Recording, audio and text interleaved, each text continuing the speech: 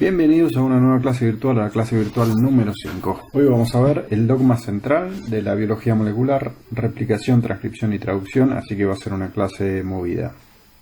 Vamos a ver el dogma, vamos a ver replicación del ADN, ADN polimerasas y horquillas de replicación. Más que nada, ahora ya no la estructura, sino la parte enzimática.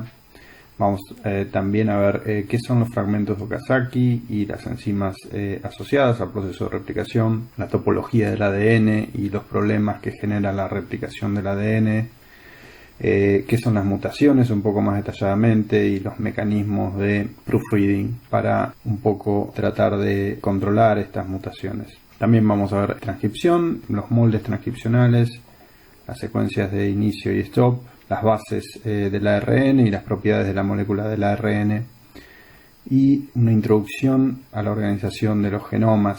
A su vez vamos a ver el proceso de traducción y cuáles son los moldes traduccionales, también las secuencias de inicio y stop traduccionales y los codones y anticodones. Vamos a ver la estructura del ribosoma y cómo funciona durante la traducción, y también vamos a ver un poco de ARN de transferencia y catálisis de la unión peptídica, un poco con mayor profundidad de lo que vimos en las primeras clases. Ok, después de ver en la clase pasada que la replicación del ADN es semiconservativa, ahora vamos a ver un poco cómo funciona la replicación del ADN a nivel de las enzimas involucradas en el proceso. Y vamos a empezar escribiendo el dogma clásico. Lo que vamos a tener es que el ADN se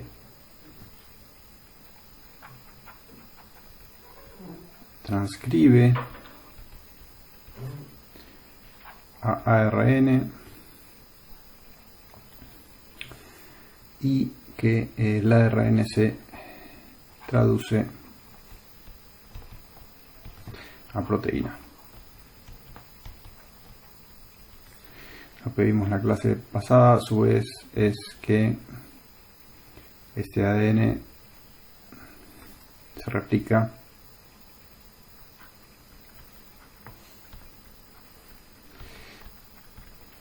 de manera semiconservativa y esto es lo que se conoce como el famoso dogma central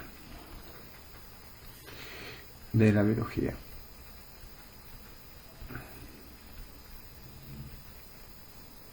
¿Sí? El dogma central de la biología. Muy bien. Como les dije, hoy vamos a ver estos procesos. El primer proceso es el de la replicación, o cómo el DNA da lugar a más ADN igual a sí mismo. Y esto empieza de la misma manera que una de las clases pasadas. ¿Cómo busco una enzima? Y como dijimos la clase pasada, en una de las clases pasadas, la manera en la cual yo puedo buscar una enzima es utilizando bioquímica experimental. Y lo que dijimos era que podíamos agarrar una célula, romperla, separarla en diferentes fracciones y testear cada una de esas fracciones en un ensayo que sirva para medir la actividad de esa enzima. Entonces, ok, queremos en este caso buscar, supongamos que queremos buscar la enzima que replica el ADN. ¿En qué célula va a tener esa enzima? ¿Piensan ustedes? Bueno, ¿en dónde la buscamos? ¿Qué células pueden copiar ADN? Bueno, todas, ¿no? A priori, todas pueden copiar ADN, entonces lo que vamos a usar es una célula muy simple. ¿Cuáles células son las más simples? Las procariotas. Vamos a agarrar una bacteria, por ejemplo Escherichia coli, que dijimos que era una de las bacterias más usadas, más fáciles de crecer y usadas en el laboratorio. Entonces, bueno, vamos a usar las bacterias, las crecemos, las rompemos a todas como hicimos en uno de los experimentos de las clases pasadas con un autoclave, las separamos en fracciones y vemos cuáles de esas fracciones tiene la habilidad de copiar el ADN. Y si vamos a hacer un ensayo, vamos a tener que darle a esa enzima un sustrato. ¿Y qué sustrato le daría a la enzima que estamos buscando? Bueno, como vimos en la clase pasada, le vamos a dar diferentes sustratos, pero uno de ellos va a ser nucleótidos libres, monómeros, para hacer ADN, ¿sí? ¿Qué más le tenemos que dar? Bueno, estamos buscando algo que copia una de las hebras de la doble hélice, entonces de sustrato también le tenemos que dar una hebra templado de ADN, ¿verdad? Muy bien. Ok, le damos una hebra de templado de ADN y vamos a poner alguna secuencia, ¿sí? Por ejemplo, podemos tener, vamos a poner acá, vamos a hacer una pequeña separación y acá vamos a poner replicación del ADN. Ok, y vamos a tener un templado. Templado es la hebra a partir de la cual se copia otra hebra, a eso me refiero con templado. Y por ejemplo el templado que tenemos va a ser una molécula lineal de ADN en donde tengamos, que va a ir 5', 3', en donde tengamos las siguientes secuencias, por ejemplo A, fosfato T, fosfato G, fosfato C, fosfato C, fosfato G, vamos a hacerla larga, fosfato T, fosfato A, fosfato G, fosfato C, fosfato T, fosfato A de vuelta, fosfato G. Muy bien. Ok, este es el templado. Entonces necesitamos también, para encontrar a esta enzima que replica, el otro sustrato que dijimos que eran los nucleótidos libres. ¿Sí? Entonces vamos a poner por acá, vamos a poner nucleótidos libres, por ejemplo vamos a poner CES, GES, TES, A, todos estos son nucleótidos libres. Cada una de estas bases obviamente va a estar en su forma trifosfato, o sea, va a venir con 3 fosfatos unidos a ellas.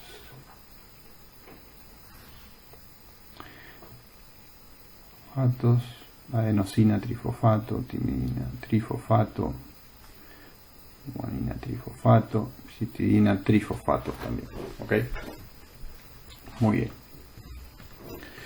Entonces tengo un templado y tengo los nucleótidos libres. Y ahora a esta mezcla de cosas le podemos poner diferentes fracciones celulares. Agarramos diferentes tubitos, le ponemos un poquito de esta mezcla a cada uno, le ponemos una fracción celular a cada una de estas y vemos si en alguna de esas fracciones está la enzima que buscamos. De alguna manera vamos a tener que ver si ponen las bases correctas en los lugares correctos, pero resulta que necesitamos una cosa más para encontrar esa enzima, y eso lo descubrió un bioquímico que se llama Arthur Kornberg. Y lo que se necesita para que esta enzima funcione es una secuencia con la cual empezar a sintetizar el ADN, y esta secuencia de comienzo de la replicación se llama un primer. ¿Sí? Entonces el primer va a estar de esta manera. El primer va a venir así. Va a venir un primer que sea. Acá me había olvidado de poner un fosfato en el 5', de manera que queda un 5' fosfato y el 3' oxidrilo. Y el primer va a venir de esta manera. Va a venir con un fosfato acá y va a ser, por ejemplo, un primer de 4 bases. Va a ser un primer que tenga una C, fosfato T, fosfato A, fosfato G. Entonces recuerden que este es el extremo 5' del primer, extremo 5', en donde está el fosfato, que está colgando el carbono 5 de la respectiva ribosa. ¿Sí? Muy bien. ¿Cuál es el otro extremo? El otro extremo, como dijimos antes, es el extremo 3' del primer. ¿Ok? Este es el extremo 3', donde hay un oxidrilo en el extremo 3' de la ribosa. ¿Ok? Por eso se llama 3'. Y como es antiparalelo a la hebra molde vimos que está al revés. El 5' está del lado izquierdo y el 3' está del lado derecho. La hebra molde va, o templado, va de 5' fosfato, A3' oxirilo y el primer también, pero al revés, en un arreglo antiparalelo. Vamos a necesitar conocer estos 5' y 3', por eso se los recalco, para que se les hagan cotidianos y los podamos usar ahora y en el resto de los problemas. Entonces, si tenemos un primer y el templado y los nucleótidos en suspensión, podemos ensayar diferentes fracciones y encontrar nuestra enzima, como dijimos, y ver si es capaz de extender esta hebra chiquita, cortita del primer, poniendo los nucleótidos en un orden correcto, poniendo en este caso después de la última G3' del primer, empezaría a poner una C que es complementaria a la G del templado, y después una T que es complementaria a la A del templado, etcétera, etcétera. Como les dije, Arthur Cornwell descubrió una enzima que puede hacer esto, y la enzima que polimeriza al ADN, coincidentemente, ¿cómo llamaría Cornberg a esta enzima? Bueno, la llamó obviamente ADN polimerasa, ¿no? Entonces, este oligo va a seguir sintetizando el ADN mediante una enzima que se llama ADN polimerasa, porque polimeriza este ADN a partir del primer para reproducir, sintetizar una hebra complementaria al templado. Ok, genial. Ahora vamos a ver lo que hace. La polimerasa va a tomar los trifosfatos de los nucleótidos que están en solución y los va a poner acá, en el extremo 3', en contacto con el 3' oxirilo, y como vimos en la primera clase, creo, los va a juntar en una cadena azúcar-fosfato. ¿Y de dónde va a sacar la energía para esa síntesis? De la hidrólisis del trifosfato de estos nucleótidos, ¿sí? De ahí va a sacar la energía de la hidrólisis de esos trifosfatos, ¿sí? Entonces, la energía proviene de la hidrólisis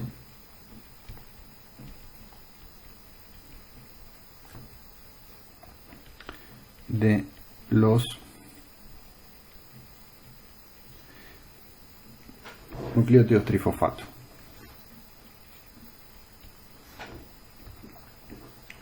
Ok, ahora, ¿qué dirección toma la síntesis? Bueno, básicamente está acá en el gráfico, ¿no? La síntesis empieza 5' y se mueve agregando en el extremo 3' oxirilo, ¿sí? Entonces la dirección de síntesis, como dijimos hace 2 clases, siempre de las polimerasas es siempre desde el 5' para el 3', ¿sí? Entonces vamos a poner esto, que es muy importante. Acá ya tenemos de dónde saca la energía, acá tenemos la enzima y acá tenemos dirección de síntesis, que va de 5' a 3', ¿sí? Acá sería 5' a 3', y es complementaria al templado. Esa es la dirección de síntesis con la cual se mueve la enzima. Agrega nucleótidos en el 3', agrega nucleótidos libres en el extremo 3' oxirilo de el primer, que va sintetizando la cadena complementaria. ¿Por qué sería una mala idea que en vez de sintetizarse de 5' a 3' se sintetizase de 3' a 5'? Bueno, ¿a ustedes qué les parece? Es así por los fosfatos, justamente, por la fuente de energía. Imagínense que la polimerasa sintetizara el ADN de 3' a 5'. Lo que quedaría con el trifosfato, que es la fuente de energía, sería la hebra que está sintetizándose, y a su vez los nucleótidos tendrían un oxidrilo para poder incorporarse, digamos. ¿Y por qué es tan mala idea que el trifosfato esté en la hebra que se está sintetizando? Bueno, esos trifosfatos son bastante inestables y en solución se están hidrolizando constantemente. Y si un nucleótido trifosfato, el trifosfato se hidroliza, no pasa nada porque es un nucleótido. Viene otro nucleótido y se agrega a la reacción, otro nucleótido trifosfato y se puede agregar a la reacción. Ahora, imagínense que la hebra que se está sintetizando se le hidroliza el trifosfato. ¿Qué es lo que pasa? Bueno, perdimos completamente la síntesis de esa hebra que ya venía sintetizándose bastante. Con lo cual, tener el trifosfato en el extremo en donde se está sintetizando la hebra es una muy mala idea. Y muy probablemente se hayan seleccionado los mecanismos de síntesis de 5' a 3' y no los 3', 5', justamente por esta razón, para no tener un trifosfato en el extremo 5' en la hebra que se está sintetizando, que puede hidrolizarse y que hace que todo el proceso que viene haciendo la polimerasa sea un gasto de energía porque no sirve más. Para empezar de vuelta la síntesis, en ese caso, habría que sacar la hebra que se está sintetizando y empezar de cero de vuelta. ¿Ok? De esa manera, nunca nadie encontró una polimerasa que vaya 3', 5'. Y esa es la razón por la cual la síntesis muy probablemente sea de 5' a 3' en las polimerasas. Y esto es muy importante. Pero, ok, nos quedan preguntas. ¿De dónde viene el primer en la vida real en una célula? Kornberg puso en el tubo de ensayo para purificar a las DNA polimerasas un primer que él consiguió de alguna manera. Pero supongan que estás en una célula que está replicando su ADN y supongamos que tenemos una doble hebra de ADN abierta, ¿no?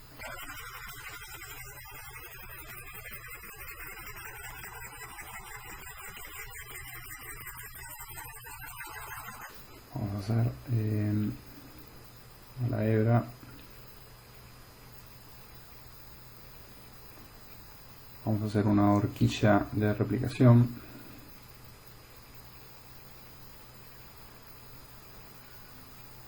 Esta es una hebra que está abierta y acá tengo el 5' y el 3', y el 5' y el 3' de la horquilla de replicación.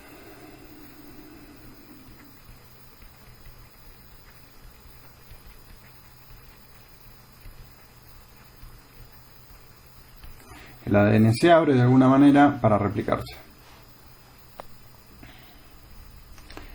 Necesito tener un primer acá, ¿sí? Entonces vamos a hacer un primer acá. Este primer es 5', 3', que es la dirección de la polimerización por las polimerasas. A partir de este primer, bueno, este primer se puede extender por la ADN polimerasa, como vimos. ¿Y de dónde viene el primer? Bueno, resulta que existe una enzima que se dedica específicamente a hacer estos primers. Y como imaginan que se llama, sí, se llama primasa. Exactamente, la primasa hace el primer, ¿sí? Entonces necesitamos un primer acá y el primero lo hace la primasa, ¿sí? Entonces esto es... este es el primer y al primer lo hace la primasa.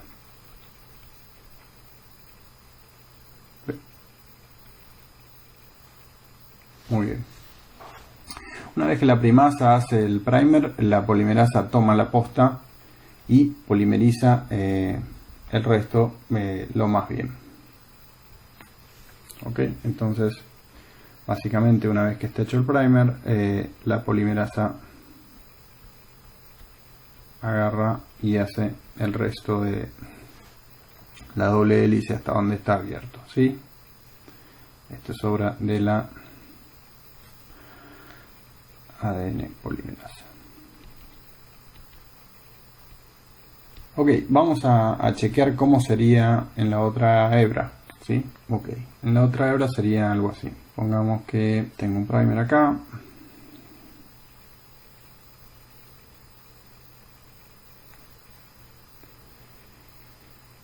que es 5', 3'.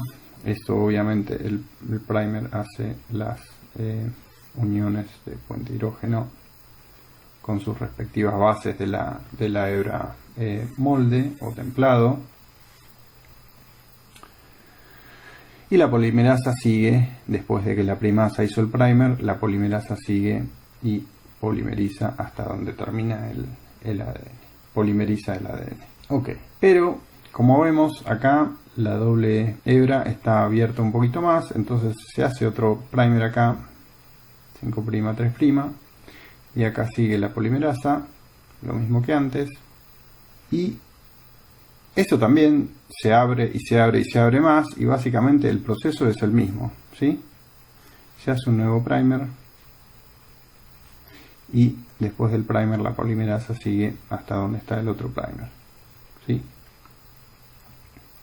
Ok, y así sucesivamente todas las veces que se vaya abriendo esta horquilla de replicación y se tenga que hacer el sintetizar el ADN. Y se va a abrir más y más, y va a haber más primers, y la polimerasa va a ir después del primer y va a sintetizar el ADN. Lo que quiero que vean acá es que las dos hebras experimentan procesos de replicación que son muy diferentes, ¿sí?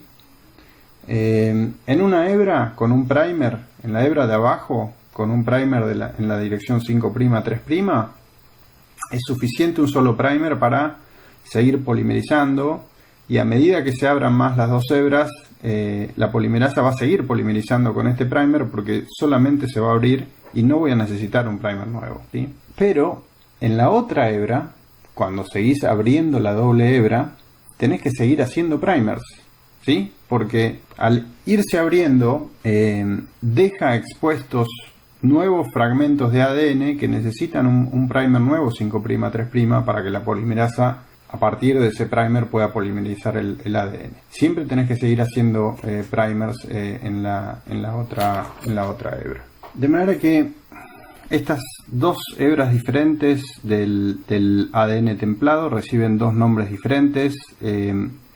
La hebra que se sintetiza continuamente se llama hebra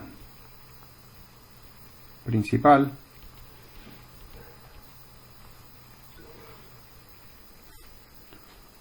o leading strand en inglés, y la que requiere que continuamente se hagan estos primers para que la polimerasa siga polimerizando se llama hebra, en español sería rezagada, o lagging strand en inglés.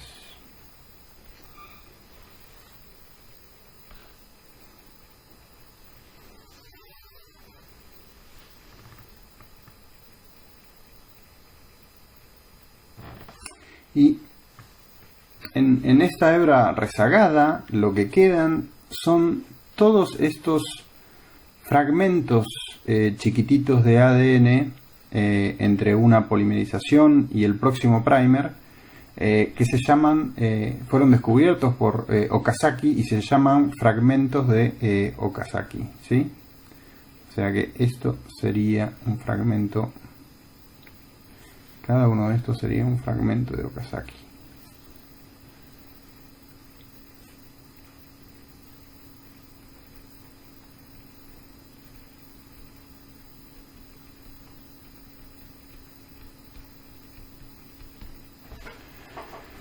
Muy bien. ¿Y cuál es el problema con los fragmentos de Okazaki? El problema es que, como ven ustedes, no están conectados. La primasa hace el primer, la polimerasa viene y copia el ADN y choca con el primer siguiente y deja de polimerizar cuando choca, y así sucesivamente, y te quedan fragmentos que tenés que conectar de alguna manera para que quede una hebra sintetizada conectada como la que se sintetiza de la hebra principal. Ese es un problema y hay que solucionarlo, y vamos a hacer esto estas dos hebras de vuelta para que les pueda mostrar cómo se soluciona, ¿sí?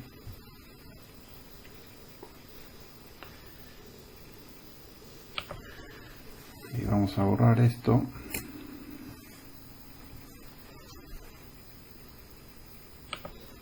Ok, vamos a borrar esto.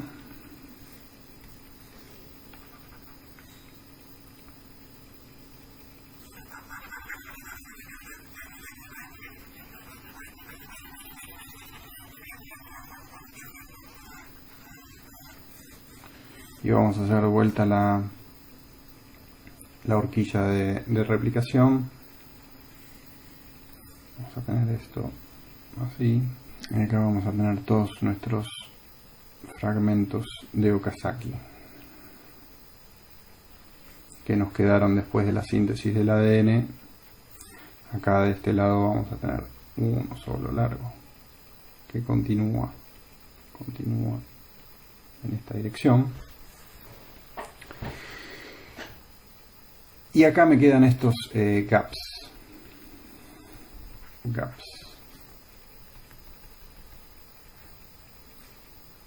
En la lagging strand.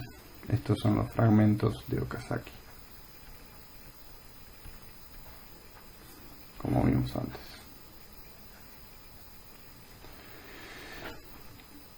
Muy bien, estos fragmentos están conectados, como dijimos, y la palabra que usamos para conectar dos fragmentos de ADN es ligar dos cosas juntas. Entonces, como tenemos que ligar estos fragmentos y juntarlos, ¿cómo piensan que se llama la enzima? De vuelta, se llama la ADN ligasa, ¿sí? Muy bien. Entonces, lo que tenemos acá es a la ADN ligasa.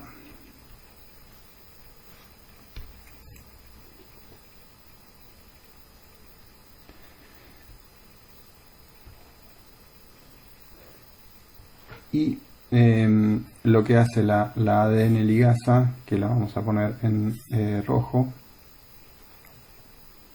ADN ligasa,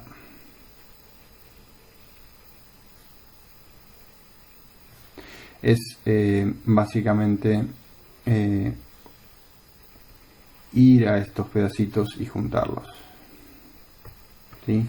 Ligar estos pedacitos que quedaron separados. Ahora, ok, les voy a decir algo que no les dije antes. La primasa no hace primers de ADN, sino que hace primers de ARN. Es mucho más fácil hacer primers de ARN que de ADN.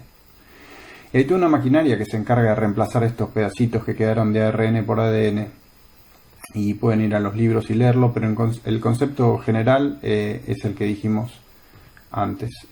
La replicación va de 5' a 3'. En una de las hebras es continuo. En la hebra principal es un proceso continuo.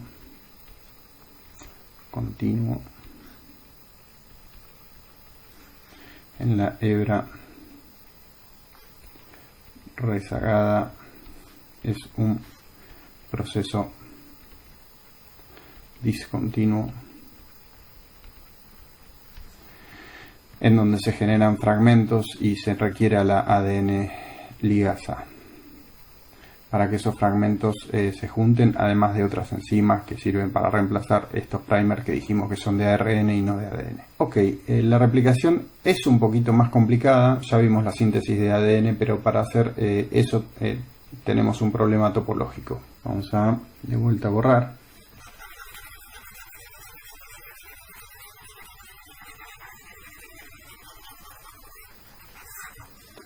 Ok, tenemos en la replicación un problema topológico. Supongo que tengo mi ADN, lo voy a dibujar. Vamos a dibujar una molécula de ADN como la dibujamos siempre.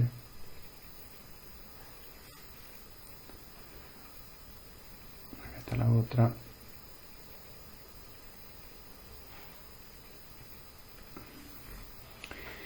Y este ADN va y, bueno, sigue por mucho más. Un cromosoma humano, por ejemplo, tiene un largo de 5 centímetros para una sola molécula, es gigante. Si uno toma un cromosoma humano promedio y lo estira, tiene 5 centímetros. Y ahora si quiero copiar ese ADN, tengo la hebra separada y la copio. Lo que me va a pasar es, voy a tener esto. Esta es la... vamos a ponerle 3', chac, chac, 5', y 5', 3', ¿sí? Bueno, una de las hebras se va a copiar, como vimos antes.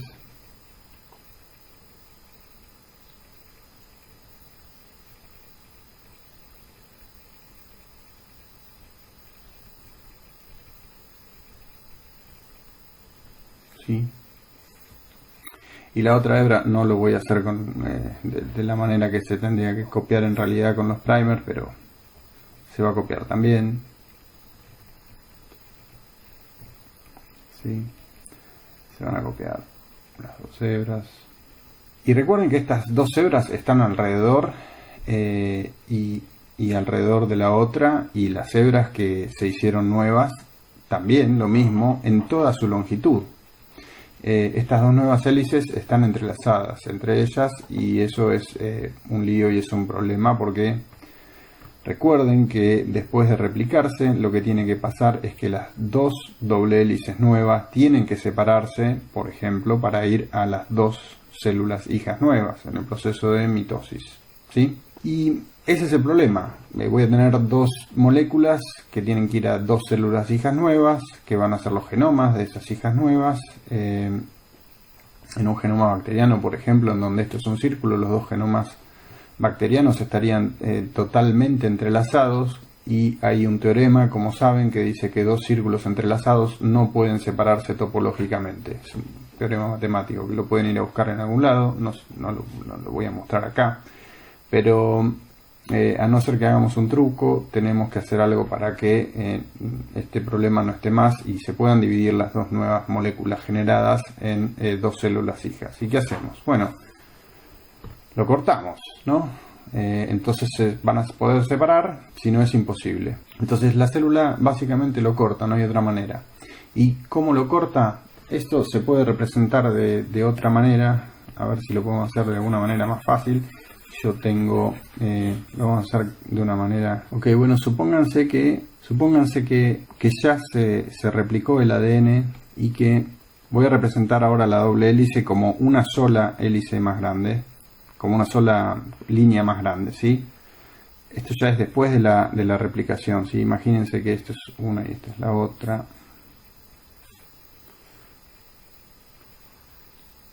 Que queda todo entremezclada, ¿sí?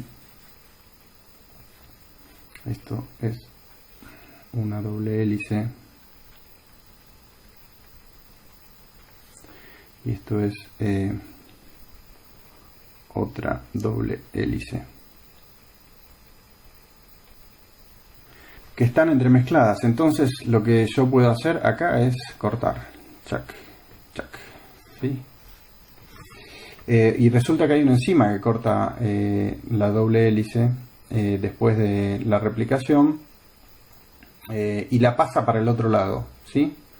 De manera, y después la vuelve a unir una y otra vez, ¿sí? A medida que pasa en el genoma, la corta una y otra vez en diferentes lados y las vuelve a unir.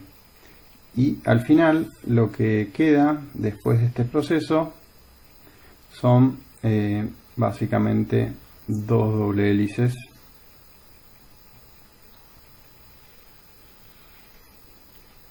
separadas, que estas, una vez que ya están separadas, pueden dividirse muy fácilmente durante la mitosis y repartirse fácilmente entre las dos células hijas. Y la enzima que hace esto se llama topoisomerasa, ¿sí? Después de la replicación. Se llama topoisomerasa porque lo que hace es trabajar con dos topoisómeros. Isómeros es que son dos moléculas iguales, y topo viene por el nombre de que topológicamente son diferentes. En el primer estado tenemos todo esto, estas cuatro moléculas son un topo unido, y estas son también un topoisómero,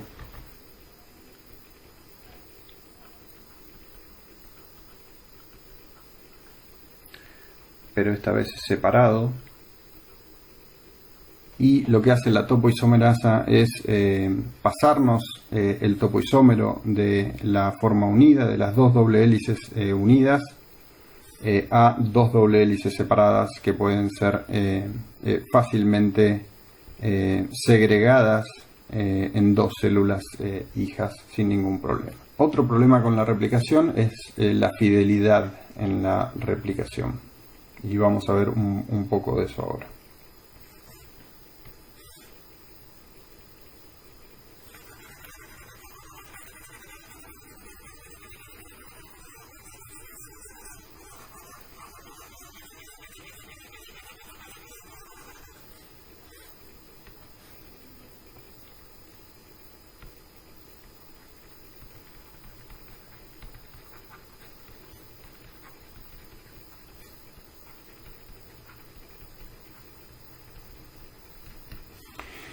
Ok, tengo mi ADN y se copia, como sabemos. Podemos hacerlo de vuelta. Este es mi 5' ahora, mi 3', y acá tenía un primer 3', 5', y supongamos que acá tengo en la hebra molde tengo ATGCCA, y bueno, acá se va a copiar TACGGT. Ok, y va a seguir. Ok. Bueno, ¿cómo se agrega la base correcta? Bueno, puentes de hidrógeno, ¿verdad? Se puede meter la base que encastra con los puentes de hidrógeno correctos. Sabemos que es G con C, que tiene 3 puentes de hidrógeno, y A con T, que tiene 2 puentes de hidrógeno. De manera que si, por ejemplo, en la primera base tengo una A, de manera que si yo pusiese una G o una C no encastraría porque hace 3 puentes de hidrógeno, de manera que lo único que encastra es una T. Una A tampoco encastraría por una cuestión del tamaño de base y de la disposición de los grupos químicos que pueden hacer esos puentes de hidrógeno, con lo cual solo encontraría una T que puede entrar contra la A, y así sucesivamente, con los puentes de hidrógenos correctos. Pero no es imposible, aunque está muy desfavorecido en la cinética química de la síntesis del ADN de esta reacción enzimática, que entre una base incorrecta. De hecho, entra una base incorrecta cada 1000 bases, ¿sí? De manera que tenemos una frecuencia de 1 por 10 a la menos 3 errores, ¿sí? Una de cada 1000 bases es incorrecta.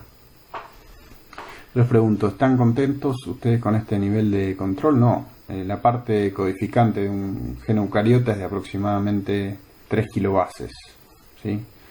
3 errores en cada gen, en cada división celular. Estamos en problemas, ¿sí? Nosotros tenemos algo así como 20.000 genes.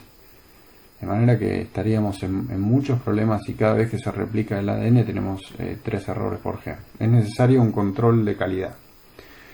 Resulta que la ADN polimerasa, la que polimeriza 5', 3', también tiene una actividad 3', 5' exonucleasa, ¿sí? ¿Y qué significa esto? Significa que puede sacar nucleótidos, básicamente, ¿sí? Si suponemos que acá en rojo está la polimerasa, que acá esta pelota es la polimerasa que está polimerizando esto, polimerasa, tiene dos clases de actividades, ¿sí? tiene por un lado 5', 3' polimerasa,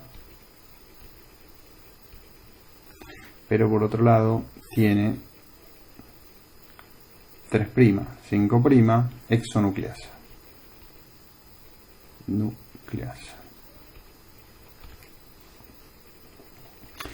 Y esto significa que puede sacar nucleótidos.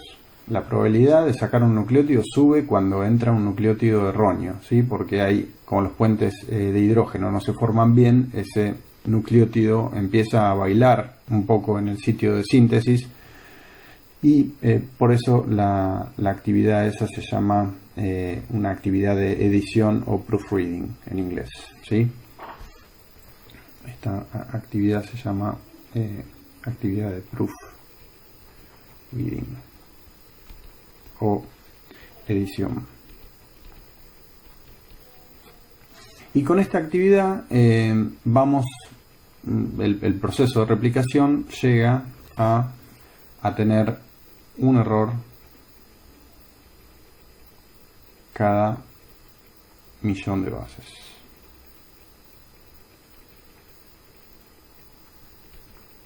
¿Sí? Esto es síntesis.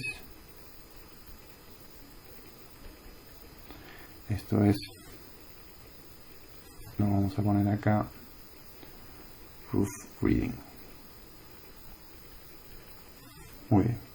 Ahora, ¿estamos satisfechos con este nivel de error? Hay 50 divisiones para hacerlos a cada uno de ustedes, ¿sí? Imagínense que una stem cell, que ya vamos a ver lo que es, una célula madre, a partir de la fecundación y generación del embrión, se tiene que dividir 50 veces en los diferentes tejidos para hacerlos a ustedes. Tiene que ser el proceso muchísimo mejor que esto, tenemos que tener todavía menos errores. Y resulta que hay un tercer mecanismo que si hay una base errónea puede sentir que esa base está incorrectamente incorporada en el ADN y siente esto que se llama un mismatch. Y resulta que hay enzimas que forman un sistema de reparación de estos mismatches, ¿sí? Mismatch es, en español sería no hacer pareja de alguna manera, ¿sí? Y este sistema lo que hace es corta, remueve un poco de la secuencia del ADN y le da una segunda chance a la polimerasa de hacerlo bien. Y con este sistema vamos a un error por cada 1000 millones de bases, ¿sí? Nuestro genoma es de alrededor de 2 veces eso, es casi 2000 millones de bases, de manera que 2 errores por genoma por cada replicación ahí ya no está nada mal, ¿sí? Lo que queda sería algo así como si tuviésemos 1 por cada 10 a la menos 9 errores. Esto es el, vamos a ponerlo, qué sé yo, azul. Mismatch repair. ¿Sí? El mismatch repair es que supongamos que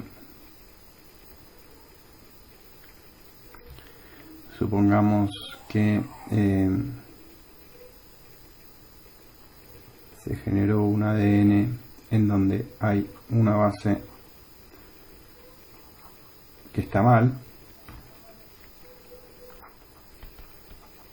No voy a explicarlo mucho, pero lo que hace el mismatch repair es básicamente cortar un pedazo grande de lo que está mal hecho, y esto hace que después la polimerasa vuelva a poder hacer este pedazo, ¿sí? De manera que, ¿por qué nos interesa esto? Bueno, porque algunos de nosotros en esta clase, por ejemplo, somos heterocigotas en algunas enzimas de este mecanismo. No es para que se alarmen, pero supongamos que perdemos la copia buena de las enzimas que hacen mismatch repair por una mutación al azar en una de nuestras células, en alguna célula de nuestro cuerpo, y en esa célula ya no funciona ese mecanismo. Entonces ahí pasamos a tener un error de replicación de 1 por 10 a la menos 6, ¿sí? Resulta que si pasa eso, por ejemplo, tenemos un altísimo riesgo de cáncer de colon, ¿sí? Eso pasa en las células de colon. Ustedes saben que en nuestro sistema digestivo constantemente se están haciendo células en muy corto tiempo, en un periodo de semanas. Las células del sistema digestivo, incluyendo el intestino y el colon particularmente, no tanto el estómago, se regeneran completamente. Y si no tenemos estos mecanismos en estos lugares en donde continuamente se están haciendo células nuevas, en donde la replicación pueda tener fidelidad y no se cometan estos errores, bueno, lo que pasa es que tenemos una probabilidad de tener cáncer, porque nuestro ADN empieza a mutar y se pueden llegar a empezar a mutar genes, por ejemplo, que controlan el ciclo celular, y las células empiezan a dividirse más de lo que tienen que dividirse, generando tumores. De manera que este proceso nos importa. Ok, vamos a ver un poco de transcripción. Esta clase es una clase larga, así que bueno, pueden cortar acá y ir a tomar algo y volver, ¿sí? Ok.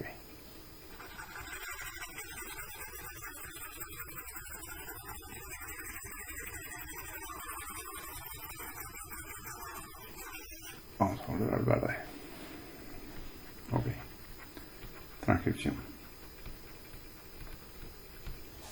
Ok, supongamos que tenemos un cromosoma doble cadena y ahora tenemos una región que codifica para un gen, ¿sí? Supongamos, tenemos nuestra hebra doble cadena.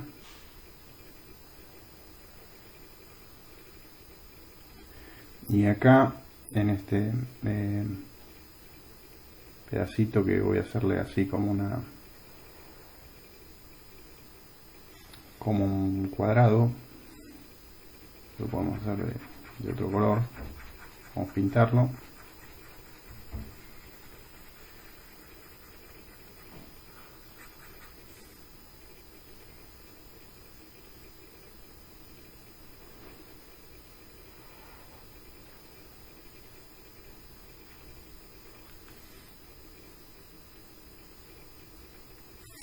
En esta región tenemos una región que codifica para un gen, ¿sí?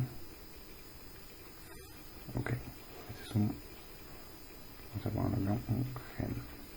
Muy bien. Por ejemplo, para el gen de lo que vimos antes, de la ADN polimerasa. Ok. Lo que pasa es que este gen tiene una señal de punto de partida y una de finalización, ¿sí? Entonces va a tener una señal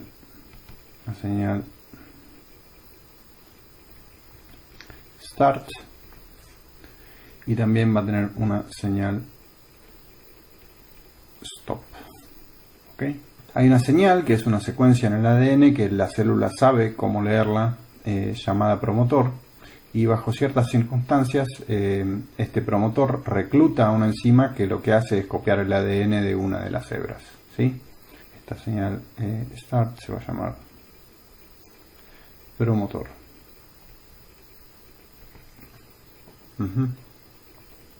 Ok, y lo que podemos hacer es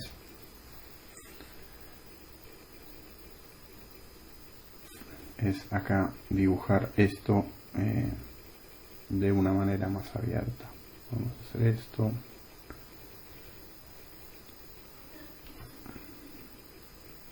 Que son las dos hebras de antes, pero cuando se abren en una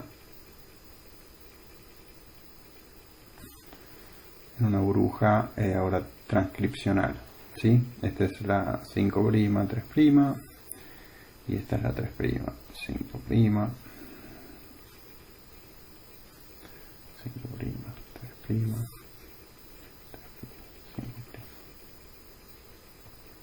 Ok. Como siempre, si acá está el promotor, qué dirección va a tener la polimerasa que va a hacer el transcripto o el ARN de este gen a partir de la información del ADN. Esto es en el ADN. Bueno, va a, como siempre, va a ir de 5' a 3', ¿no es cierto? Entonces vamos a dibujar a una polimerasa. Vamos a dibujar violeta a la polimerasa. Supongamos que esta es la enzima. Tiene una cola la enzima que se llama un C-terminal domain, un dominio C-terminal, que es una cola en donde se pegan otras proteínas. No viene al caso, no voy a hablar de ello, pero esta enzima va a hacer el ARN de este gen. Bueno, esta enzima va a hacer el ARN de este gen hasta cierto punto, ¿sí? Va a llegar a una señal y va a dejar de copiar, ¿sí? Una señal de stop en donde va a dejar de copiar. Esto lo hace de vuelta como todas las polimerasas de 5' a 3', ¿sí? Va a hacer ARN, ¿sí? Y ella es la ARN polimerasa.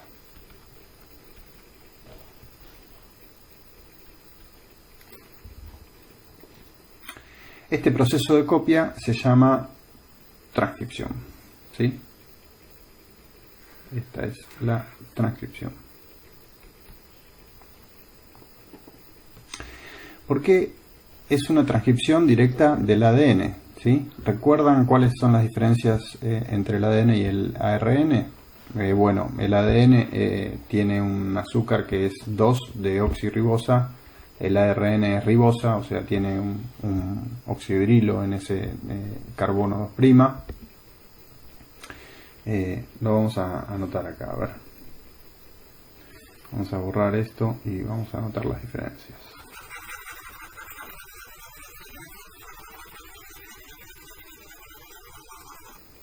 El ADN tiene 2-desoxirribosa versus el ARN que tiene ribosa. Otras diferencias es que el ADN tiene una T y el ARN tiene una U, una timina y un uracilo. La única diferencia entre la T y el U es un grupo metilo en una posición que no significa nada para la molécula y que no influye para nada en el apareamiento de las bases. Entonces, en la práctica, cuando pensemos en polimerización en el sentido de 5' a 3', nos podemos imaginar que el ADN y el ARN tienen la misma estructura, básicamente. Difieren en cosas. Para la célula no es lo mismo, uno es más estable que el otro, el ADN es más estable que el ARN, uno puede hacer doble cadena más que otro. El ADN hace doble cadena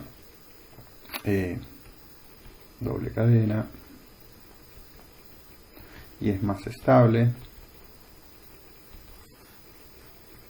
pero los motivos de las secuencias para nosotros es básicamente lo mismo. Y esta enzima, que es la ARN polimerasa, viene y copia este segmento del ADN empezando por el promotor, y esto es hebra específica, ¿sí? Tiene una direccionalidad. No es que la otra hebra va a transcribir para el otro lado. Esto pasa hasta que llega a un stop transcripcional, ¿sí? Y en el stop transcripcional, como vimos antes, finaliza la transcripción, ¿sí? Si dibujamos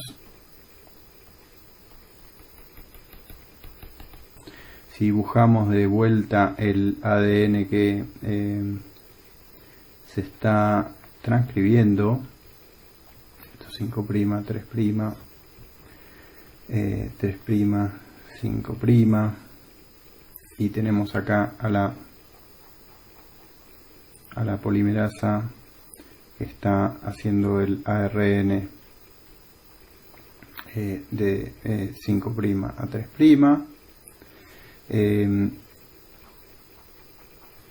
Acá tenemos el stop, señal de stop transcripcional.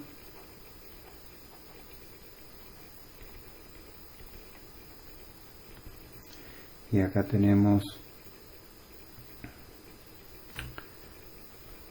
al promotor. Ambas son una secuencia.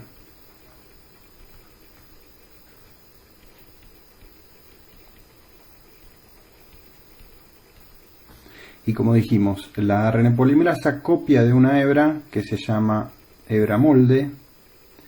Esta hebra se llama hebra molde del ADN.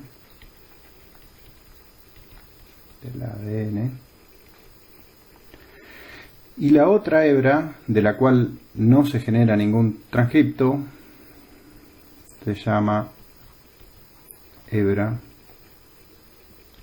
no molde o codificante. Y se llama codificante porque al ser la hebra antiparalela a la molde va a tener la misma secuencia que lo que se codifique en el ARN. ¿Sí? Esta hebra codificante va a ser el ADN. Ok, la transcripción va a finalizar con la secuencia del stop transcripcional. La secuencia del stop transcripcional, para que quede claro, porque acá no queda muy claro, también va a estar en la secuencia en la hebra molde, al igual que el promotor. ¿Sí? El promotor es de donde va a empezar la polimerasa a transcribir el ARN. Una vez que el ARN, que la polimerasa llega al final, al stop transcripcional, se suelta y se va flotando. Y después el ARN que se generó también se va a soltar, se va flotando y después se va a traducir en proteínas. ¿Sí? ¿Cómo piensan que esto funciona? Bueno, básicamente, de vuelta, necesitamos nucleótidos de ARN que se pegan, como vimos, con los del ADN cuando se replica, y como lo que se está haciendo es un polímero de ARN, la enzima, como dijimos antes, se llama ARN polimerasa. Muy bien. Ok, vamos a seguir con algo más acerca de esto.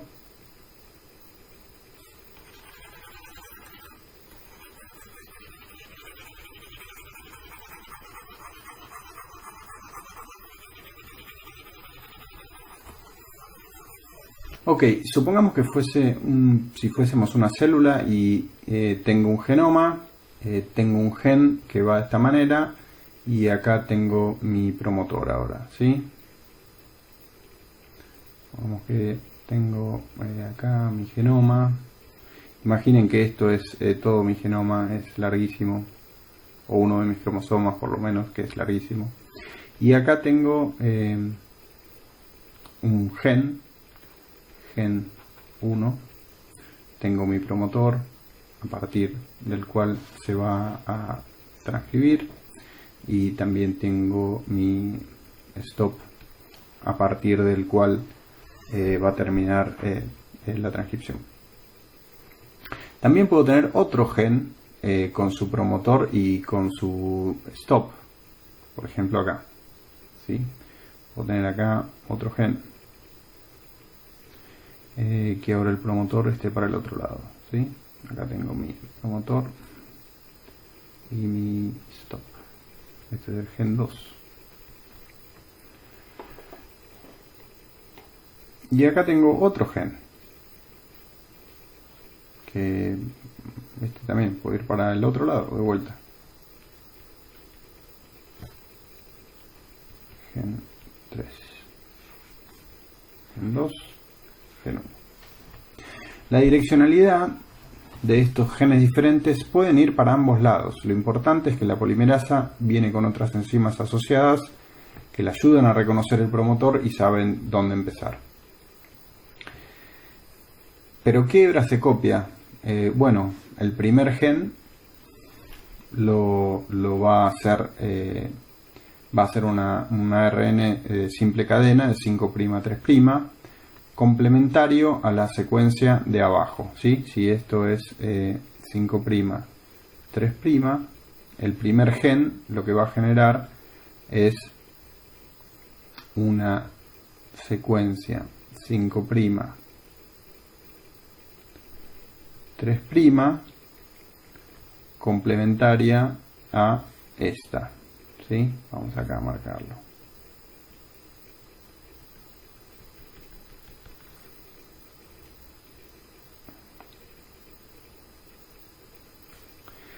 Y el segundo gen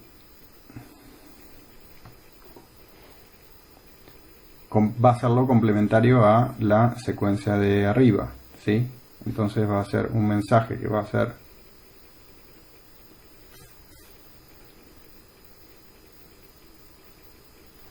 cinco', 3', que va a ser complementario a esta secuencia de acá arriba, ¿sí? Lo pongo acá así ven a quién es complementario. Y el tercer gen, de vuelta al ser igual al primero, lo que va a hacer es una ARN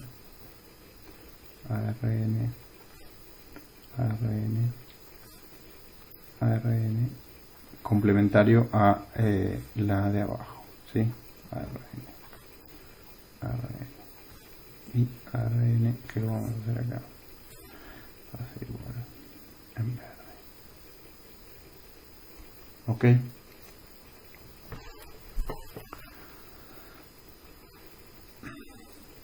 Mucho del negocio de hacer andar una célula, de que la célula funcione, es regular qué genes se tienen que transcribir en diferentes momentos o en diferentes tipos de células.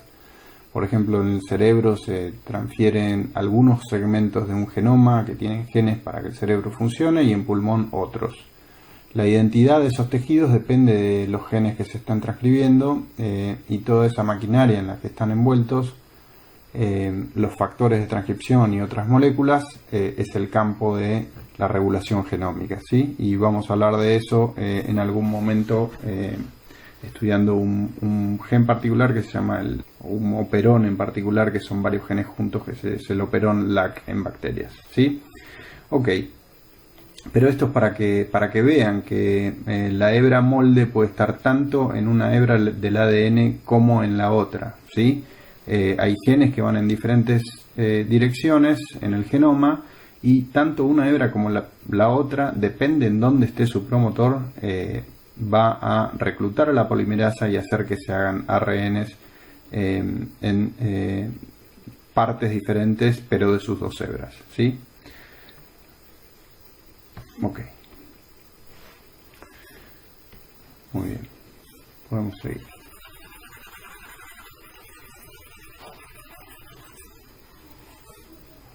Ok. Hasta ahora lo que tenemos entonces es esto.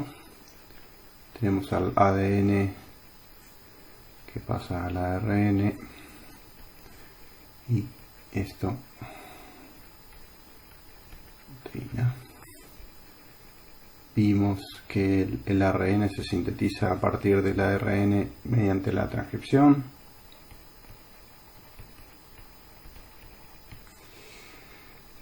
Vimos también la replicación.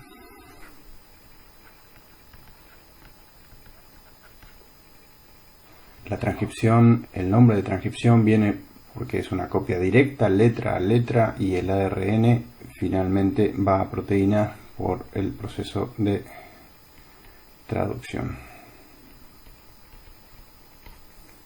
Porque traducción es la palabra que usaríamos para pasar de un lenguaje a otro.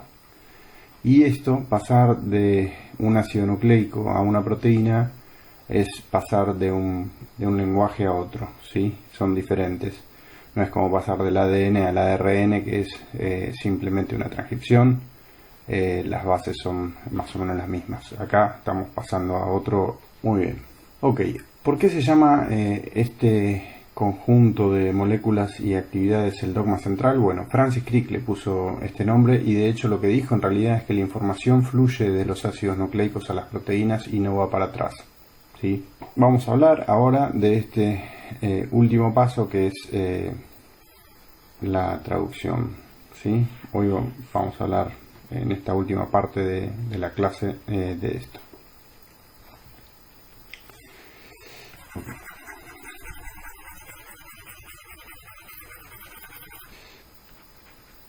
Traducción. En la traducción tenemos una molécula particular de ARN que es el ARN mensajero, ¿sí? Y acá lo puedo dibujar. De vuelta, vamos a dibujar esto que es mi ARN mensajero que fue sintetizado de 5' a 3' y que tiene una secuencia. Por ejemplo, esta.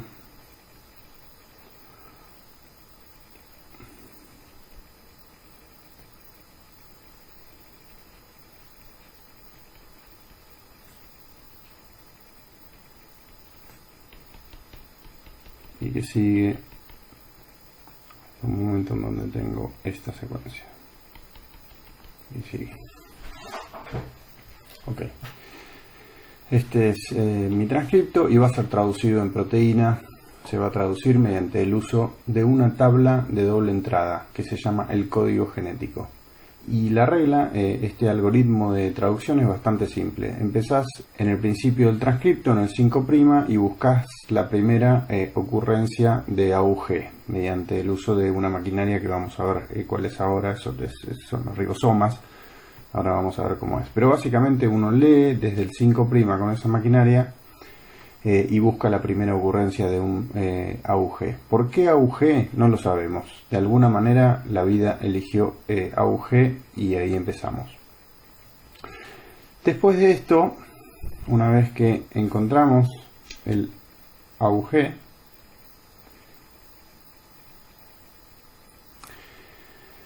leemos la secuencia en tripletes que toman el nombre de codones. ¿Sí? Leemos la secuencia ya de a 3 bases. ¿Sí?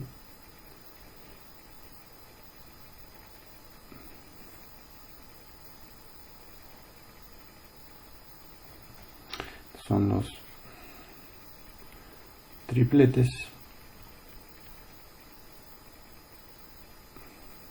codones.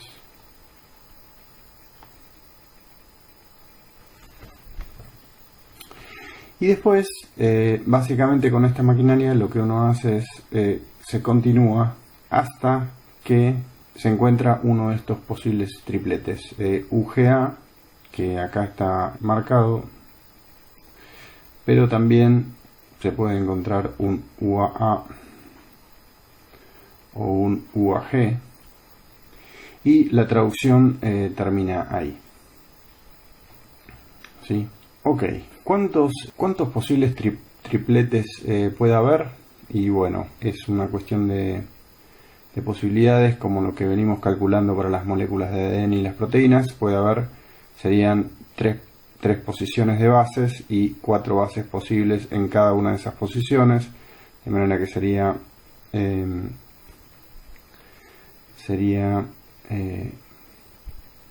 4 a la 3 codones posibles. Esto me da 64 codones entre los que se encuentran los codones stop.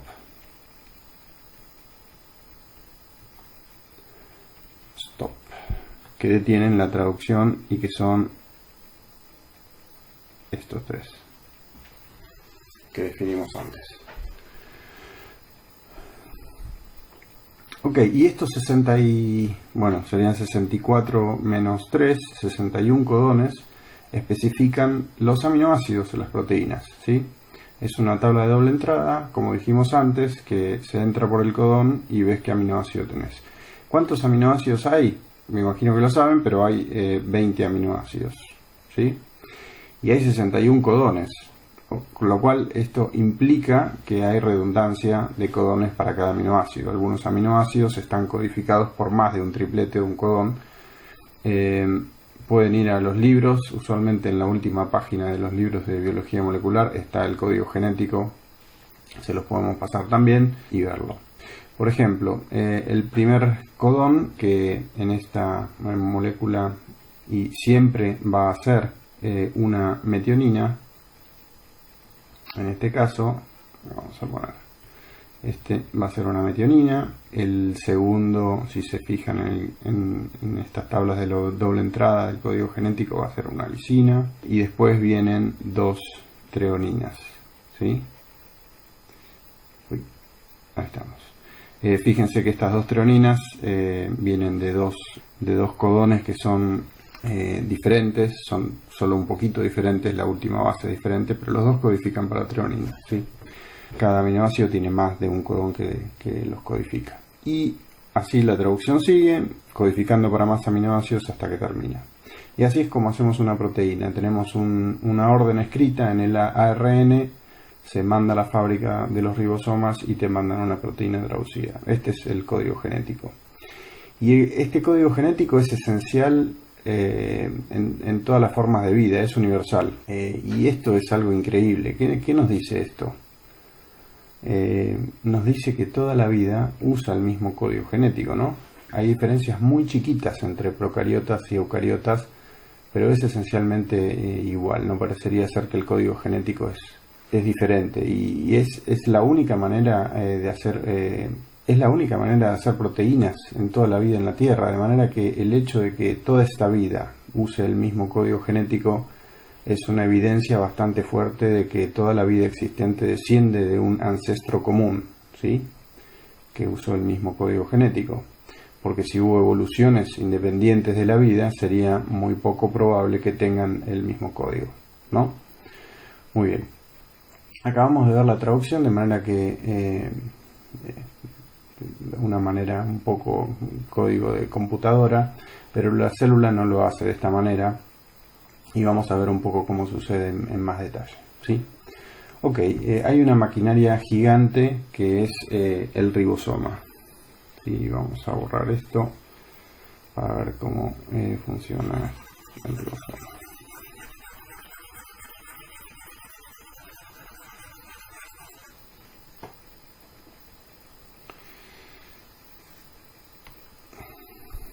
Ok, tenemos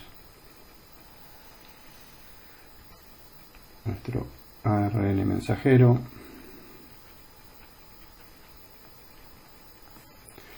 Y tenemos una maquinaria gigante que es el ribosoma.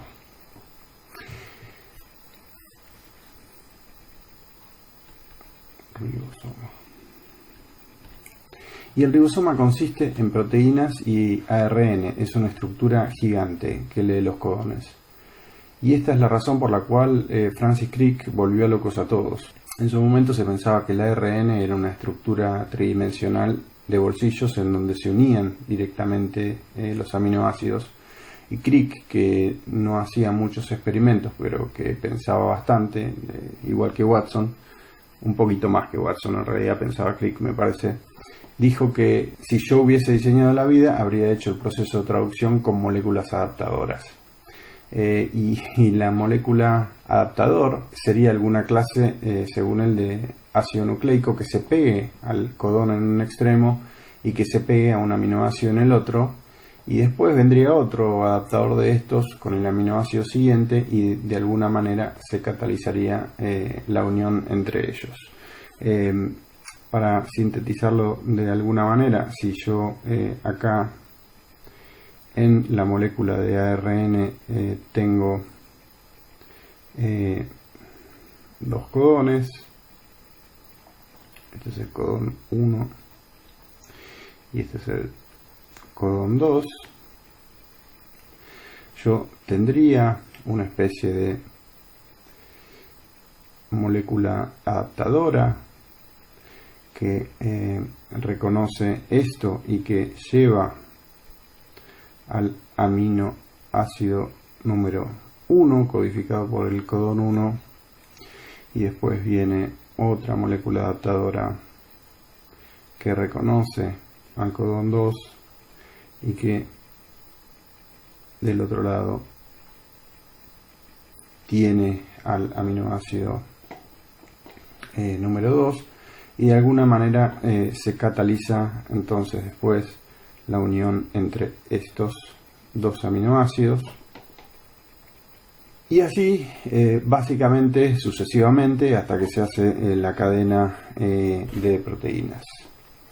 Crick así predijo que deberían buscar moléculas adaptadoras pequeñas, probablemente hechas de ARN, y esa es su teoría del adaptador, y es un genio porque funciona así. Estos adaptadores existen, y lo que pasa en realidad es que los ribosomas tienen bolsillos para estos adaptadores que se llaman ARN de transferencia. Vamos a dibujar acá un poco los bolsillos de estos ribosomas. En realidad son 3 bolsillos, acá voy a dibujar solo 2 por una cuestión de hacerlo más fácil, pero son 3, pero 2 son los más importantes. Esto dijimos que se llamaba ARN de transferencia.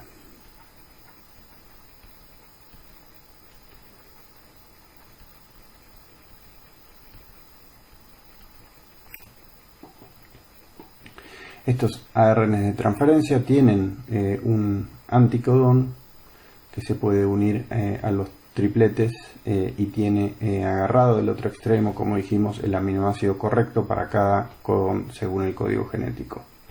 ¿Cómo se pega correctamente cada aminoácido? Bueno, ¿cómo se pega a cada ARN de transferencia específico?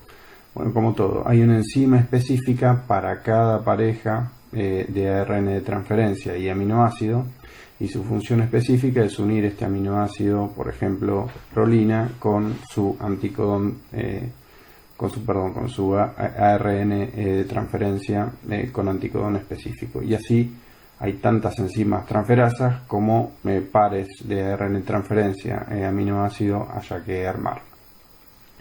Entonces tenemos acá uno de estos tRNs, cada uno en su posición, y se genera un enlace peptídico. Este sería el enlace peptídico.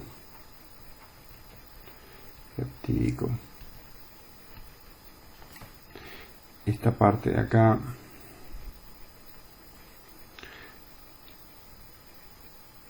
que se pega al codón sería el anticodón del ARN de transferencia.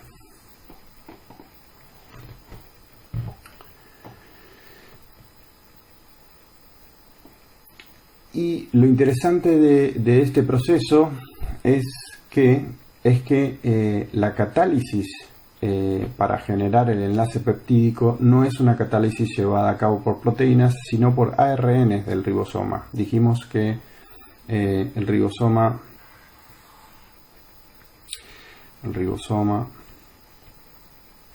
era ARNs más proteínas,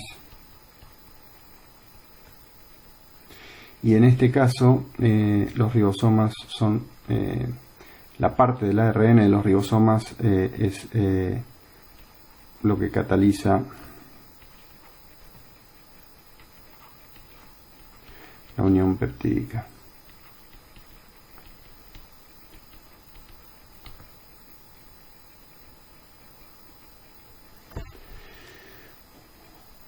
Algunos ARNs tienen actividad enzimática, y esto es importante porque es uno de los enigmas más grandes de la vida. Es como el dogma central empezó. ¿Cómo pudo haber síntesis proteica si lo que necesitas para hacer una proteína son proteínas, ¿no? Es el huevo y la gallina.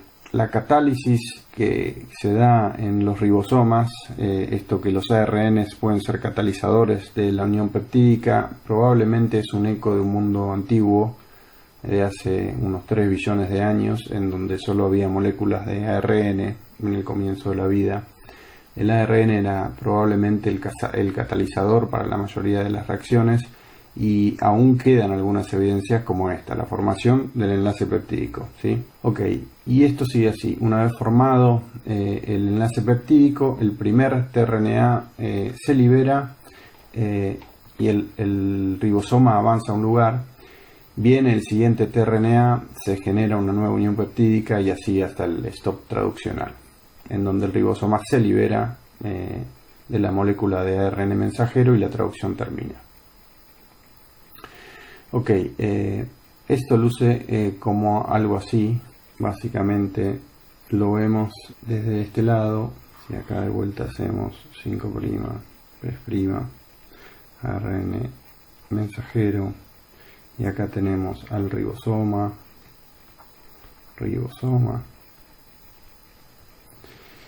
acá tenemos a los dos pockets,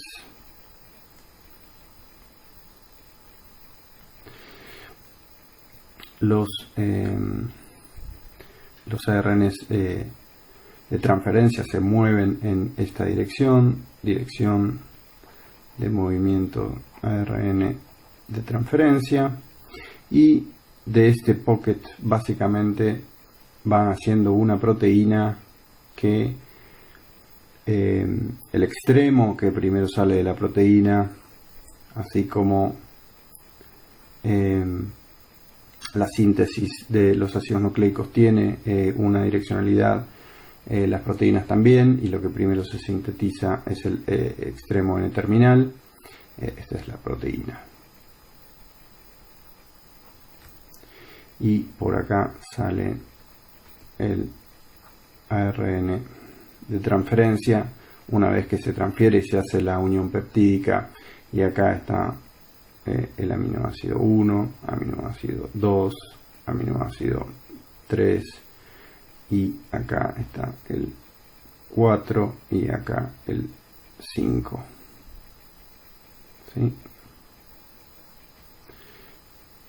Check. Check. Check. Ok. Y así hasta que llegamos al stop. Ok. Y esto básicamente es el proceso de traducción, y en la próxima clase vamos a ver diferencias en estos tres procesos entre las diferentes clases de organismos, ¿sí? Así que bueno, hasta la próxima.